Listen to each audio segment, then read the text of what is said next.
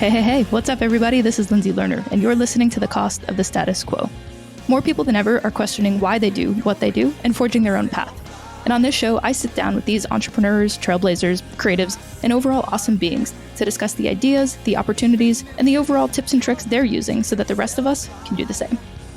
This is The Cost of the Status Quo.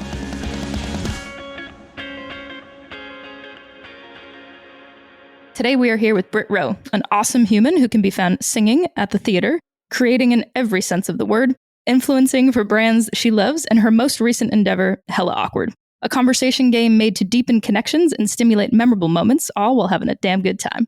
Today, Britt is here to share a bit about her story and the tips, tricks, and habits she's learned along the way. Listeners, thank you so much for listening. It would mean the world to me if you subscribed, rated, and reviewed this. Welcome, Britt. Thank you so much for making the time to be here. Thank you so much for having me. I'm so excited to be here with you. Heck yeah. So let's take it all the way back. Where in the world did you grow up? So I grew up in Grand Rapids, Michigan, which is on the west side, the opposite end of Detroit. Everyone always thinks Detroit, but it's the opposite side. I'm about an hour away from Lake Michigan, and I'm the oldest of 5 siblings. So we had a rambunctious time growing up, definitely. But yeah, I'm a Michigan girl. I'm in the Mitten State. Where are you calling in from today? I am in Harlem, New York City, my second home now. I've been in New York for like 11 years. It's crazy. That's a long time. So growing up, Michigan, were there any sort of expectations or thoughts around what you would be or what you would do when you grew up? I now think I was very lucky in the sense that I always had a really strong idea of what I wanted to do. I had a very strong passion since I was a little baby, basically. And my parents are both sort of dreamers in that way, that they really allowed us to dream and kind of discover what that would look like. And I would sing pretty much every Sunday with my church. And then I found out, okay, I really like this performing thing. What else can I do? How else can I make this work? So then I started dancing. So I joined this competition dance studio, and we would compete every weekend, like a la Dance Moms, if any of you know Miss Abby Lee Miller. But it was so fun. I loved dancing. And then I was like, okay, how do I combine these two things? Musical theater. So then I started doing a lot of musicals in high school, performing, and I absolutely loved it, and was like, all right, I'm going to go to college and study theater because I want to know how to be like a strong actor first. I got my bachelor's in fine arts. That was really my goal, was, okay, I'm going to become a theater actor, and I want to, work on the biggest stages, which of course is New York. And so that was always kind of where I thought I would end up throughout all of college. And then when you're a senior in college, you get to pick either New York or LA, and you get to do like what they call a showcase. We basically invite agents and casting directors, and you do like either a monologue or a scene or a song. And so you head to New York. What plan are we going off of at this point? Acting, there's no guarantee. Like, you have to audition for anything and everything, and you never know what's going to happen. So I knew I needed a job. So I had to pay my bills right out the gate. And one of my roommates that moved with me from school to New York, she had been working at Victoria's Secret in Michigan, and was like, oh, I can transfer my job and just get you a job. I was like, great. Sounds good. So we did that. And then because of that showcase, I also had a person who was like interested in freelancing with me as an agent. So that was great. And then there's a few different websites that you can use in New York to look up auditions. So I was registered on all those websites, and I got here and I was pounding the pavement, as they say. I was up at the crack of dawn, going to every single audition I can go to. And I was like, I just need to like start working and figuring out how this all works and how you can make it happen. So I would say that first year, I was just like nonstop, like, this is what I have to do. You have to be up at these auditions at like 6 a.m. in order to even get seen to audition. So every day I'm up at 5 a.m. getting dressed, going down to Midtown, going to these auditions, being there all day long, like literally all day long, trying to audition for as many things as I can. It's exhausting. You're like, I cannot keep doing this. I can't keep sustaining this. I'm poor. Like, oh my God, this is crazy. I can't buy anything.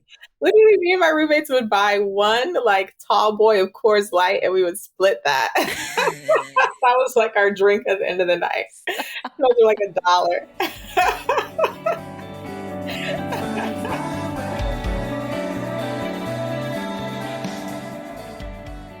So somehow you're gonna have to fill in the gaps for me here, because somehow rumor has it that you've worked with brands like Wander Beauty, Netflix, Suave, Carol's Daughter, to name a few. So you go from 25 cents a piece splitting cords with your roommates to becoming a successful influencer and working in that space. Walk me through that, and then what in the world does the influencing space look like now? Because that's something that we've talked about a few times now on this podcast, is the amount of jobs that are now available that previously were not available. And being an influencer legitimately is a job, is a career, takes an enormous amount of work. I think a lot of people make fun of it because it's something that is so new and it's so foreign to them, but it's the world that we exist in now. Absolutely. So it's a funny story how it all started, but it's that same roommate from Victoria's Secret. In Black hair care world, most people at that time had relaxers. So that meant taking your hair from its natural curly state to being really straight. And my mom did not allow me to get one growing up. So I always was like, oh, I really wish I had one because everyone had it. And of course, you want to assimilate when you're a child. So once I moved to New York, that roommate, she did have relaxers, her whole life growing up. And she was like, oh, well, if you want to try it, I'm happy to like try it with you. I can do it for you. I've been doing it forever. I was like, sure, sounds good. Let's try it out. So you probably already know where the story is going, but all of my hair fell out. Oh my gosh. Oh my I had gosh. chunks of my scalp had chemical burns, and I had chunks of it that had fallen out. Not all of it, but I had chunks of it that had fallen out. So that's kind of what prompted me to not really touch my hair, know what to do with my hair. And I needed to figure out what products work for my hair now, how to regrow it in a safe way. And as I was kind of doing that, I was realizing, oh, I have these like curlier textures that I never really knew anything about. And so then I just started researching online and trying to figure out who else has this kind of hair, who else is kind of exploring. And it was very few people at that time, but there were some. There were some blogs, there were some, not really like Instagram, but you blogs primarily and like little videos on their blogs, stuff like that. So I would just like try things out. And then I started slowly documenting my little, oh, well, I tried this thing, I tried that thing. And that kind of just started slowly building because people were interested and people wanted to know. And then my hair finally, after a few years, finally grew back fully. And at that point, influencing was still pretty new, but people were doing it. There were brands who were saying, great, here's some product. I want you to try it. I want you to, tell whoever in your community is interested and let them know how you use it, how you style. I was like, amazing. And then I was like, wait, there are people making money doing this? Where's my check? Wait, what? So then, yeah, I just had to figure out how to kind of make a business out of it. And there were a few key brands that I just kind of connected with, like the people that are behind the brand really early on. And so then I just kind of maintain those relationships with them. Whenever they have events in New York, I'm always like at that event, trying to maintain that person-to-person relationship. And I just really love those people behind it and love the product. And so then I'm like, yeah, I'm happy to continue working with you. And that's super interesting in terms of being able to take your skills that you've learned from theater, from acting, from obviously being ridiculously relentless when it comes to going after things that you want and being passionate about it. And so you were able to turn that into a career as an influencer. And then from there, what came next? As I'm doing this, I'm still like continuing theater. So I ended up, after a few years, I ended up joining a acting company called The Flea downtown. So I was working with them primarily, which was really fun, but they didn't really pay any money. So you still have to hustle. Thankfully, I was making some money doing influencing. And I'm still like, I'm very small. Like I want to make it clear that I am like a micro influencer. There are people who have 1 million followers who are making $1 million a year. I'm not making that much money, but I was able to supplement, which was great.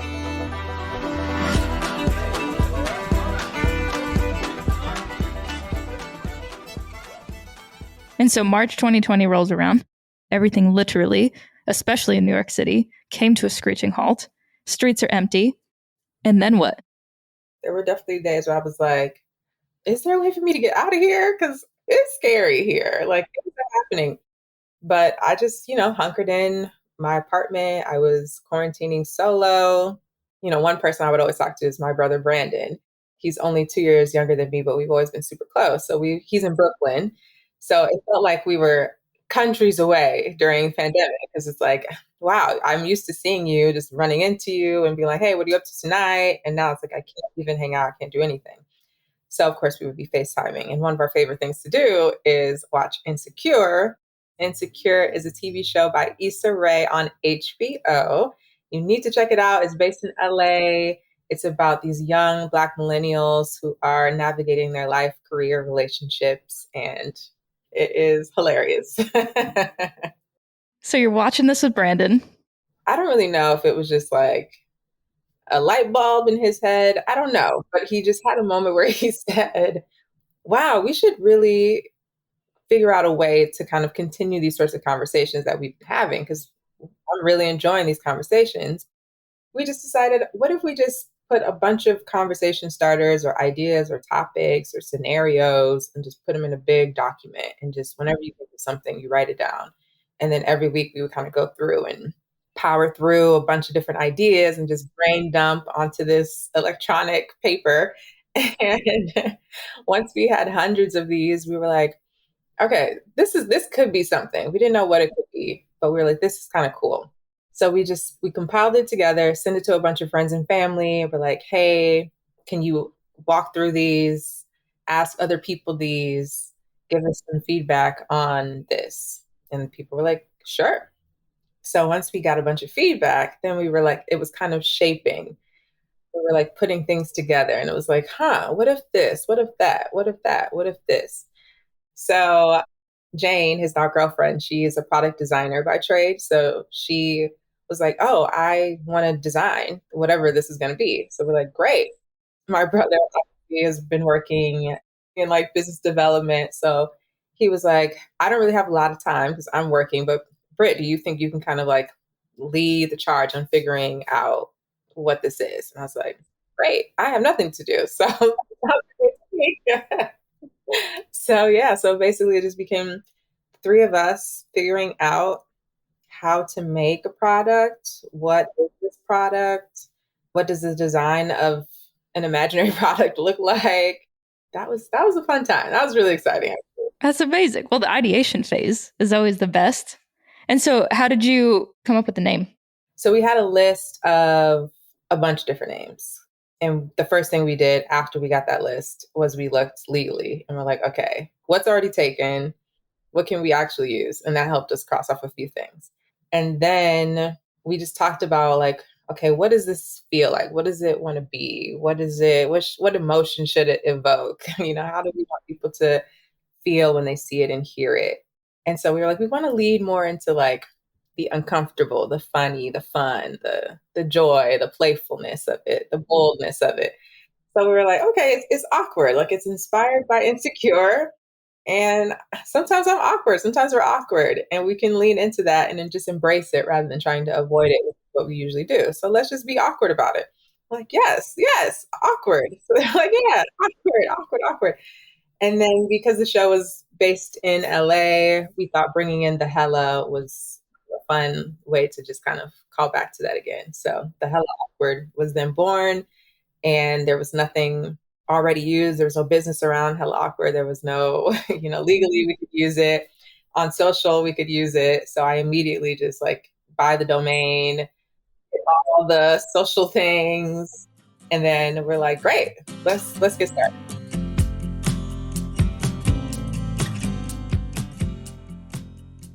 When did you decide to jump into Hella Awkward full time? We started June 2020, and that was like deep, deep quarantine at that point. That was basically the time that we did all ideation and figured out manufacturing, got the product made, and opened up our pre-order in February of 2021. So at that point, we made our own website on Shopify. We made all of our, social accounts so people could follow us. We had a little newsletter. People could join our newsletter. Like we had all those like basic things done. So we're like, let's just open up a pre-order because I think we'll have product by then. Very optimistic of us, Especially during quarantine, supply chain. especially during quarantine. We didn't get product until May. So we started shipping pre-orders in May. And then at that point, we were like, all right, let's just keep it going. Were there any certain benchmarks that you had or any definition of success that allowed you to continue to keep moving forward? We did. We had our own like KPIs basically in our mind of like, okay, if we, the first week of like our soft launch, if we could get this number, then like that would be amazing. We did. We hit that number in the first day. So that's when we knew like, okay. And it was not like some big crazy number, but we hit it. So that was very exciting for us.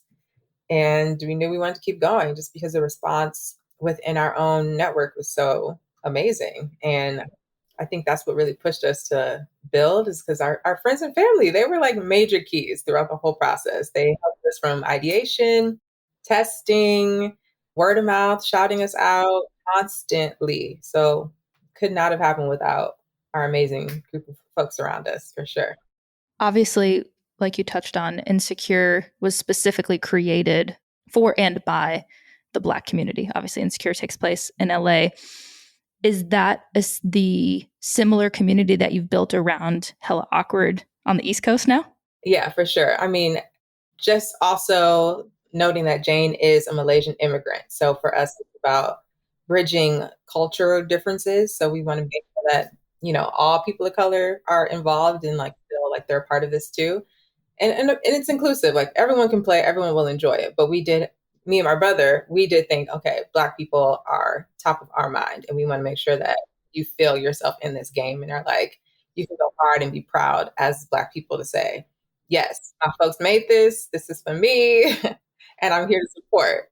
Exactly. And that seems to be, a common thread throughout all of your career so far, especially like you mentioned earlier with the influencing. It's very unfortunate in terms of, I know you touched on it earlier about your friend and the relaxers and Black hair care and lack of Black hair care. And so that's important. And so that was obviously something that you're super, super passionate about and still passionate about and advocating for in that regard. And then now with Hella Awkward, not only is it a card game, but it's a point of activism as well. 100%. When we were growing up, it was not an option to talk openly about your feelings, your emotions, and what's happening at home and the struggles that you're going through. You swallow it, you don't talk about it. That's like completely taboo to do that. If you go to school or you go to church or you go to your auntie's house and you start saying anything, it's like, don't talk about family business. It's that kind of vibe. It's very serious. And of course, we're descendants of slavery on both of our parents' side. And so we've been in the US for hundreds of years as slaves and then as continuing to work on the fields. And then you move up north hoping for a better life. And so that's how we end up in Michigan. So you just have that history also kind of like passing down through your bloodline. Of course, you're going to always think about your ancestors and wanting to make sure that what you make is to honor them. What is it like working with your brother, with Brandon, now as a business partner? And second part to that, what is it like for both of you to be navigating through that experience of you two want to move forward in a different way? Well, working with my brother has been fantastic. We never thought we would start a business together. Like he's just a brilliant mind. Like I just admire him so much. The amount of dedication he has to just continue to build himself is inspiring to me. And I've learned a ton from him. Like he went to school for business. So I lean on him a lot when it comes to so many things. I'm asking him questions constantly and I'm watching him and listening. And sometimes I insert the way I kind of operate into his very formal business kind of mind. And so then we can kind of balance each other in that way. But it's been really amazing having him be a part of this with me and doing it together. Our family now, they continue to always be supportive. Like They were the first people to buy the game, even though I was like, y'all, we're going to give you guys games. They're like, we're buying the game. It really is so amazing to have that for sure.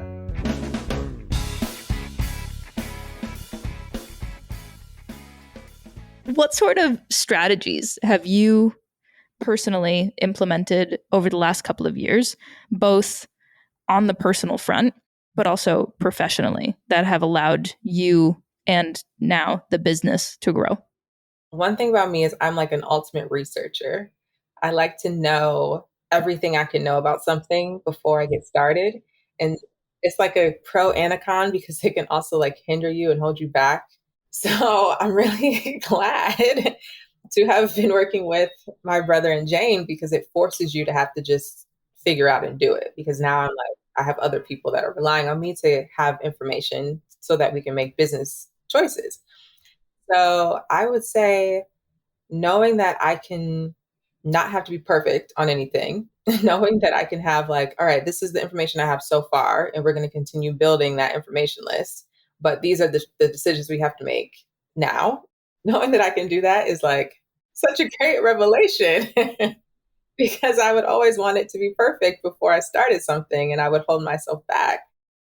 I think also professionally, use your network, please. You have no idea who, where, what. Like, there's just so many people who have access to whatever and want to help you. If they see you working hard at something, they want to be a part of it. People want to help, people are inclined to do that.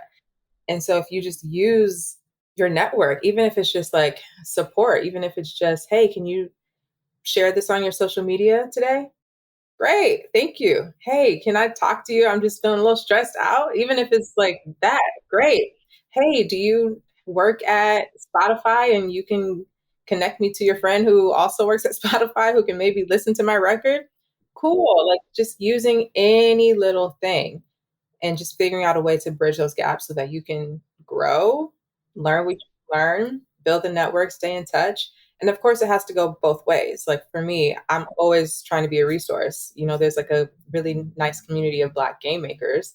And I feel so excited to be able to share whatever things I've learned to people that are coming up and that are starting their own games. I can say, great, I worked with this manufacturer before. Here's their email. I'll connect you guys. You have to reciprocate it and be a champion for other people if you're going to want other people to champion for you. So, A lot of the advice historically that I've received, especially in business and entrepreneurship and whatever you want to call it, I think that a lot of that has been very cutthroat, very profit driven, very profit over people. And I think that model is very much outdated. And so I think it's amazing just to hear you talk about the community that exists, the community that's out there, the community that you're a part of, and the willingness to be able to share those resources, because I think the reality is there is more than enough for everyone. oh my God, we can all eat. Like, there's no need to like want to take away from other people or to be jealous of other people's journeys. Like, just be excited. If you're excited and put good energy out, it's going to come back.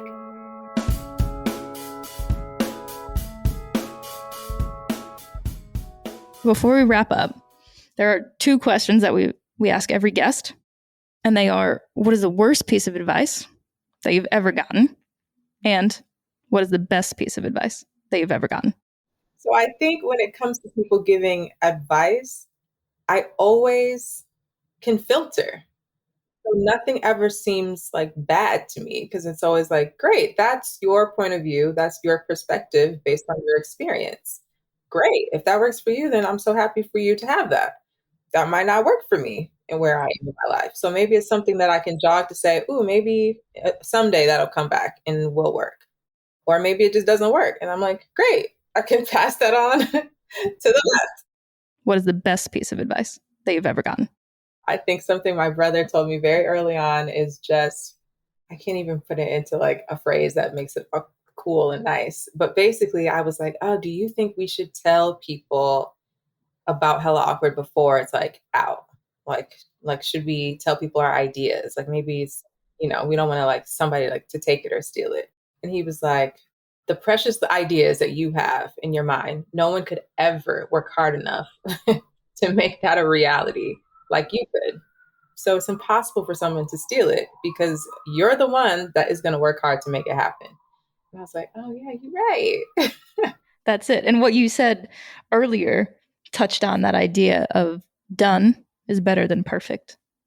And just being able to just do it. I think we get so caught up, a lot of us, in this analysis paralysis. And if you did that, then we wouldn't have Hella Awkward. And it's dope. Thank you. For all of you who are listening, definitely go and check out and order and order and order more, and be on the lookout for future iterations and or products by Hella Awkward, by Britt and the team. Absolutely. And thank you so much for being here. Super appreciate it. Thanks for having me. Thank you for listening to The Cost of the Status Quo and learning the wisdom, stories, and ideas that will have you feeling inspired and ready to take on the world. If you've enjoyed this, please remember to share, rate, and review. It means the world to me and the team putting it all together. If you're looking for more information, you can find us at costofthestatusquo.com or on Instagram at costofthestatusquo.